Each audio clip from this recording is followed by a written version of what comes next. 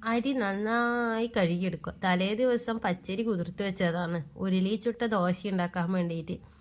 അങ്ങനെ അരിയിൽ നമ്മൾ കുറച്ച് ചോറ്, അതായത് ഈ തവി കണ്ട അതിൽ 2 തവി ചോറും അതിൻ്റെ കൂടെ ഉള്ളിയും തേങ്ങയും ചേർത്തിന് കേട്ടോ.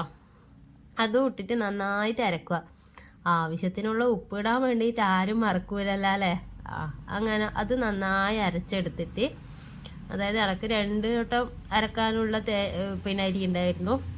ഉരുളിയാണ് ഇതിൽ വെക്കുക. നന്നായി ചൂടായതിന് ശേഷം ഉരുളിയിലേക്ക് എണ്ണ ഒഴിച്ചിട്ട് മാവ് കോരി ഒഴിക്കുക. നമ്മൾ ദോശ ചുടുമ്പോൾ 1 തവിയാണെങ്കിൽ പിന്നെ ഉരുളി ചുട്ട ദോശക്ക് 2 തവി കോരി ഒഴിച്ചിട്ട് അടച്ച് വെച്ചിട്ട് വേവിച്ചിട്ട് അത് വെന്ത് വരുമ്പോൾ മറിച്ചിട്ടാൽ മതി. എന്നിട്ട് ദോശ ചുടുന്ന പോലെ തന്നെ.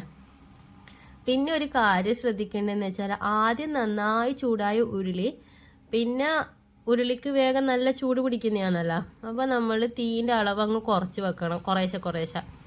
അല്ലെങ്കിൽ ചിലപ്പോൾ കരിഞ്ഞു പോകും. ഇതുപോലെ ഇളകി കിട്ടൂല, പറ്റി പിടിച്ചവിടെ നിൽക്കും. ചിലപ്പോൾ അത് നമ്മൾ നന്നായിട്ട് വേവാണ്ട് എടുക്കാൻ നിന്നാൽ ഇതുപോലെ അതിങ്ങനെ ചിള്ളിയാൽ എന്നാ പറയുക, ഇളക്കിയാൽ കിട്ടൂല അല്ലേ. അപ്പോൾ ആ ഒരു വെള്ളം കണ്ട, പച്ച മാവായിട്ട് തന്നെ കണ്ട, ആ മാവ് പിന്നെ ശരിയായിട്ട് വെന്തതിന് ശേഷം നമുക്ക് സുഖമായിട്ട് എടുക്കാൻ കിട്ടും. കണ്ടേ ഞാൻ എടുക്കുന്ന കണ്ടാ ഒരു കഷ്ണം പൊട്ടിപ്പോയി, ക്ഷമിക്ക്. എന്നാലും നല്ല അടിപൊളിയായിട്ട് കിട്ടി. ദോശ ഇങ്ങനെ അട്ടിക്ക് വെച്ചതിന് ശേഷം 4ആയിട്ട് ഇങ്ങനെ മുറിച്ചെടുക്കും. അത് എന്ന് വെച്ചാൽ ഇങ്ങനെയാണ് ഇവിടെ വെക്കൽ. ദോശയായിട്ട് ഒരുപോലെ കഴിക്കാനാണ് ഇഷ്ടമുള്ളവർക്ക് അങ്ങനെയും വെക്കാം.